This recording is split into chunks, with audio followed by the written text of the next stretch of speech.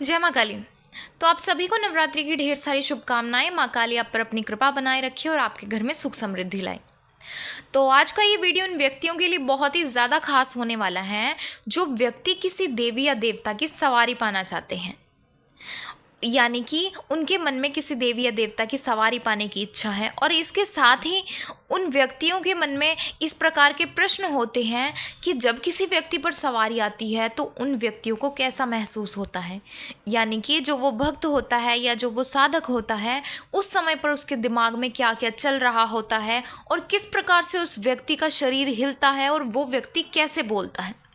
तो जिन व्यक्तियों पर सवारी नहीं आई होती या जो व्यक्ति भक्ति पूजा पाठ में लगे हुए हैं और वो चाहते हैं कि आने वाले समय में उनको भी सवारी आए, लेकिन कहीं ना कहीं आप सबके मन में ये उत्सुकता होती है कि जब किसी व्यक्ति पर सवारी आती है तो उनके साथ क्या होता है, किस प्रकार से होता है। तो आज का ये वीडियो आपके लिए बहुत लाभदायक होने वाला है, क्योंकि आज के इस वीडियो में मैं आपको एक एक करके गहराई से समझाने वाली हूँ कि जब किसी व्यक्ति पर सवारी आती है तो उसके साथ क्या क्या होता है, क्या महसूस होता है, उस व्यक्ति के दिमाग में क्या चल रहा होता है, किस प्रकार से उसका शरीर हिलता है।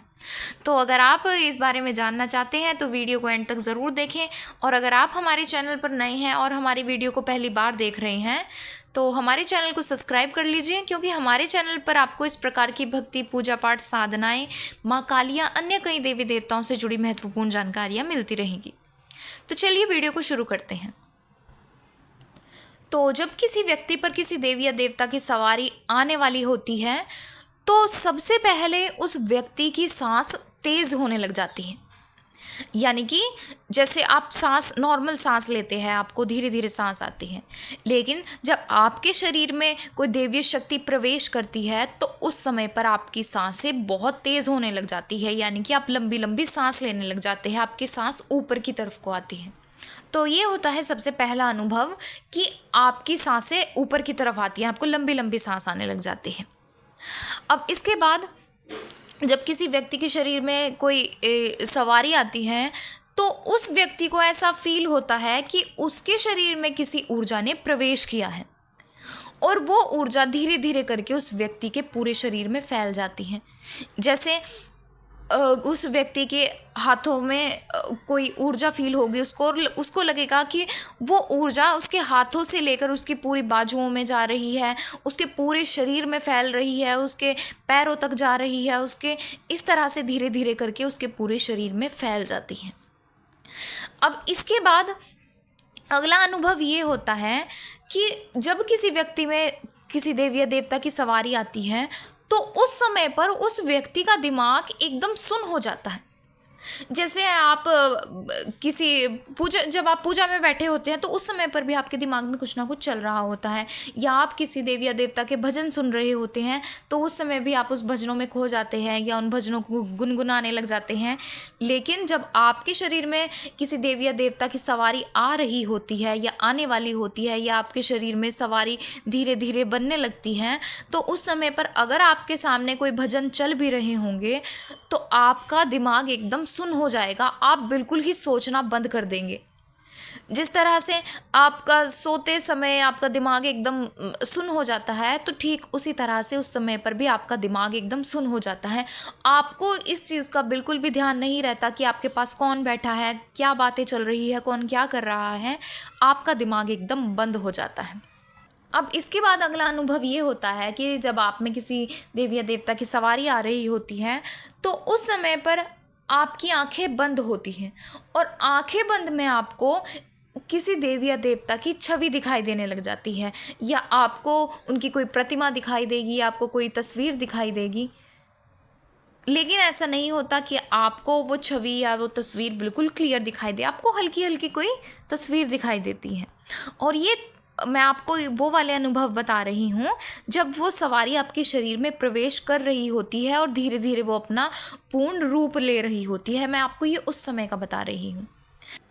अब इसके बाद अगला अनुभव ये है कि जब आपके शरीर में किसी देवी या देवता की सवारी आती है तो आपको अपने अंदर एक बहुत ही ज़्यादा ताकत महसूस होती है। आपको लगता है कि पता नहीं कितनी ताकत आपके अंदर आ चुकी है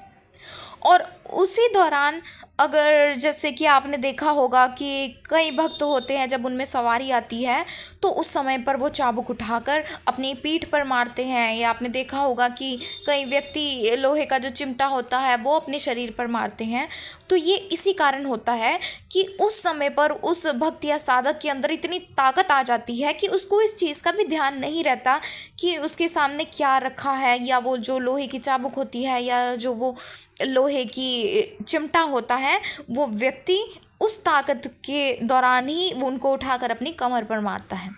तो इस तरह से उस व्यक्ति के अंदर बहुत ही ज़्यादा ताकत आ जाती है। और आपने ये भी देखा होगा कि वो व्यक्ति अपने हाथों को भी ज़मीन पर मारता है या अपना सिर गोल गोल घुमाता है,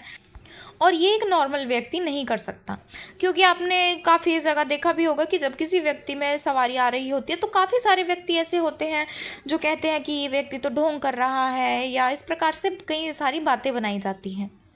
लेकिन जो व्यक्ति ये समझता है कि व्यक्ति ढोंग कर रहे हैं, तो आप इस चीज़ को स्वयं करके देख सकते हैं। कोई भी व्यक्ति के अंदर इतनी ताकत नहीं होती कि वो अपना सिर इतनी तेज़ तेज़ गोल गोल घुमाए, या अपने शरीर पर इस प्रकार से तेज़ तेज़ चाबुक मारे या चिमटा मारे। तो ऐसा इस चीज़ का मजाक नहीं होता। अगर किसी व्यक्ति के अंदर वास्तव में सवारी आती है तो आप उस व्यक्ति को बड़ी ही सरलता से पहचान सकते हैं। उस व्यक्ति के अंदर आपको साफ साफ ताकत दिखाई देती है, आप पहचान सकते हैं। तो इसके बाद अगला अनुभव ये होता है कि उस व्यक्ति का शरीर अपने आप ही गोल गोल घूमने लग जाता है। पहले उस व्यक्ति का शरीर बिल्कुल धीरे धीरे गोल गोल घूमता है, लेकिन जैसे जैसे सवारी का प्रभाव बढ़ता जाता है उस व्यक्ति का शरीर तेज तेज घूमने लग जाता है, और उस व्यक्ति का दिमाग बिल्कुल सुन्न रहता है। और इसके बाद जब उस व्यक्ति से कुछ पूछा ली जाती है, या उस सवारी से कुछ पूछा जाता है, किसी व्यक्ति के बारे में पूछा जाता है, तो कई बार ऐसा भी होता है कि जिस भक्त पर कोई सवारी आ रही है और कोई व्यक्ति परेशान है, और वो व्यक्ति अपने समस्या का समाधान के लिए उस सवारी से कुछ पूछ रहा है, तो उस दौरान पर जो वो भक्त है, जो वो साधक है जिसके ऊपर सवारी आ रही है, तो उसको आंखें बंद बंद में ही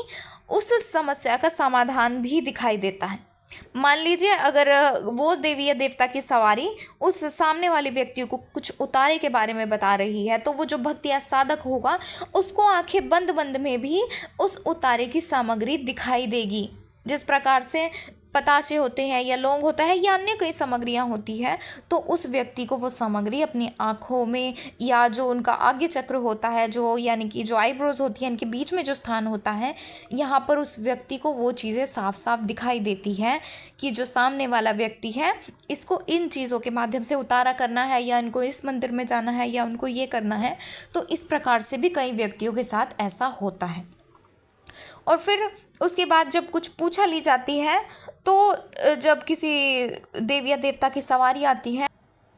तो उस भक्त या साधक के मन में उसी समय पर उन बातों का जवाब आ जाता है, और वो उस व्यक्ति की जो जुबान होती है, यानी कि वो व्यक्ति अपने मुख से उन बातों को फटाफट बोलता जाता है। यानी कि उस समय पर व्यक्ति का दिमाग एकदम बंद हो जाता है, और उनके मन में जो भी व्यक्ति सवाल पूछ रहा होता है उन सवालों के उत्तर अपने आप आते हैं, और वो व्यक्ति उन सवालों का जवाब देता जाता है।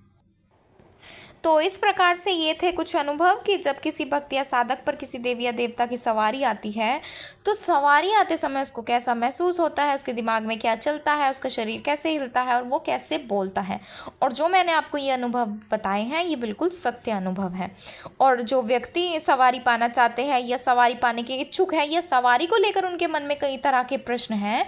तो आशा है ये वीडियो उनके लिए काफ़ी फ़ायदेमंद होगा। और अगर आपको जानकारी पसंद आई है तो वीडियो को लाइक करें और ज़्यादा से ज़्यादा लोगों तक शेयर करें। और इसके साथ ही अगर आप हमारे चैनल पर नए हैं तो सब्सक्राइब ज़रूर कर लीजिए, और इसके साथ ही नोटिफिकेशन बेल को भी प्रेस करें, ताकि जब भी हम कोई नई वीडियो